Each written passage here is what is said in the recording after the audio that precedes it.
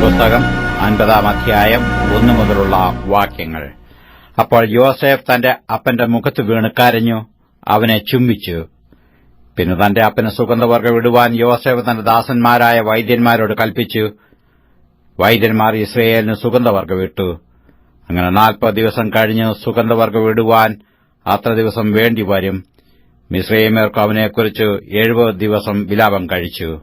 അവനായുള്ള വിലാപകാലം കഴിഞ്ഞപ്പോൾ യോസേഫ് ഫറവോന്റെ ഗൃഹക്കാരോട് സംസാരിച്ചു, നിങ്ങൾക്ക് എന്നോട് ദയയുണ്ടെങ്കിൽ നിങ്ങൾ ഫറവോനോട്, എന്റെ അപ്പൻ ഇതാ ഞാൻ മരിക്കുന്നു, ഞാൻ കനാൻ ദേശത്ത് എനിക്കുവേണ്ടി വെട്ടിയിരിക്കുന്ന കല്ലറയിൽ തന്നെ നീ എന്നെ അടക്കണമെന്ന് പറഞ്ഞു എന്നെക്കൊണ്ട് സത്യം ചെയ്യിച്ചിട്ടുണ്ട്. ആകയാൽ ഞാൻ പോയി എന്റെ അപ്പനെ അടക്കി മടങ്ങിവരുവാൻ അനുവാദത്തിനും അപേക്ഷിക്കുന്നു എന്നുണർത്തിപ്പീനെന്ന് പറഞ്ഞു. നിന്റെ അപ്പൻ നിന്നെക്കൊണ്ട് സത്യം ചെയ്യിച്ചതുപോലെ നീ പോയി അവനെ അടക്കുക എന്ന് ഫറവോൻ കൽപ്പിച്ചു. അങ്ങനെ യോസേഫ് അപ്പനെ അടക്കുവാൻ പോയി. ഫറവോന്റെ ഭൃത്യന്മാരും കോവിലധികാരികളും മിസ്രയീം ദേശത്തിലെ പ്രമാണികളും യോസേഫിന്റെ കുടുംബമൊക്കെയും അവന്റെ സഹോദരന്മാരും പിതൃഭവനവും അവനോടുകൂടെ പോയി. തങ്ങളുടെ കുഞ്ഞുകുട്ടികളെയും ആടുമാടുകളെയും മാത്രം അവർ ഗോശേൻ ദേശത്ത് വിട്ടേച്ചുപോയി. രഥങ്ങളും കുതിരയാളുകളും അവനോടുകൂടെ പോയി. അത് എത്രയും വലിയ കൂട്ടമായിരുന്നു. അവർ യോർദാൻ അക്കരെയുള്ള ഗോരൻ ആതാദിൽ എത്തിയപ്പോൾ അവിടെ വെച്ച് എത്രയും ഗൌരവമായ പ്രലാപം കഴിച്ചു. ഇങ്ങനെ അവൻ 7 ദിവസം തന്റെ അപ്പനെക്കുറിച്ച് വിലാപം കഴിച്ചു.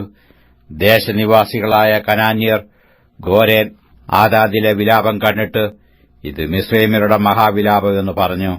അതുകൊണ്ട് ആ സ്ഥലത്തിനു ആബേൽ മിസ്രയീം എന്ന് പേരായി.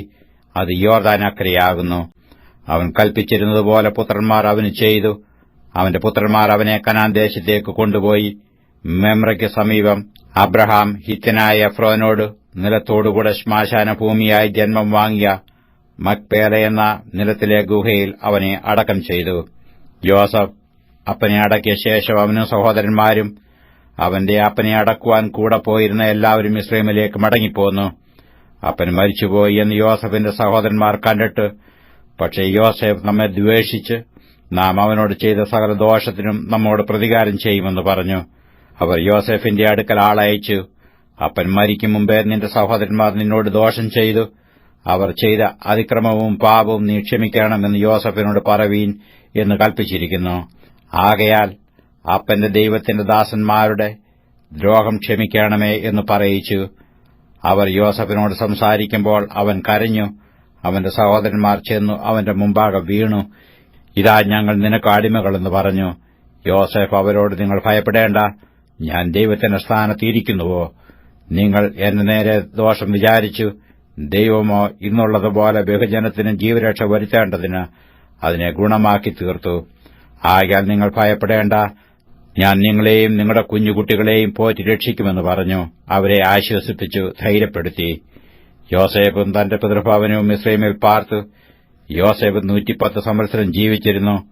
എഫ്രയീമിന്റെ 3-ാം തലമുറയിലെ മക്കളെയും കണ്ടു. മനശ്ശെയുടെ മകനായ മാഖീരിന്റെ മക്കളും യോസേഫിന്റെ മടിയിൽ വളർന്നു. അനന്തരം യോസേഫ് തന്റെ സഹോദരന്മാരോട്, ഞാൻ മരിക്കുന്നു, എന്നാൽ ദൈവം നിങ്ങളെ സന്ദർശിക്കുകയും ഈ ദേശത്ത് നിന്ന് താൻ അബ്രഹാമിനോടും ഇസഹാക്കിനോടും യാക്കോബിനോടും സത്യം ചെയ്ത് ദേശത്തേക്ക് കൊണ്ടുപോകുകയും ചെയ്യും എന്ന് പറഞ്ഞു. ദൈവം നിങ്ങളെ സന്ദർശിക്കുമ്പോൾ നിങ്ങൾ എന്റെ ആസ്തികളെ ഇവിടെ നിന്ന് കൊണ്ടുപോകണമെന്ന് പറഞ്ഞു. യോസേഫ് ഇസ്രായേൽ മക്കളെ കൊണ്ട് സത്യം ചെയ്യിച്ചു. യോസേഫ് 110 വയസ്സുള്ളവനായി മരിച്ചു. അവർ അവന് സുഗന്ധവർഗ്ഗം ഇട്ടു. അവനെ മിസ്രയീമിൽ ഒരു ശവപ്പെട്ടിയിൽ വെച്ചു.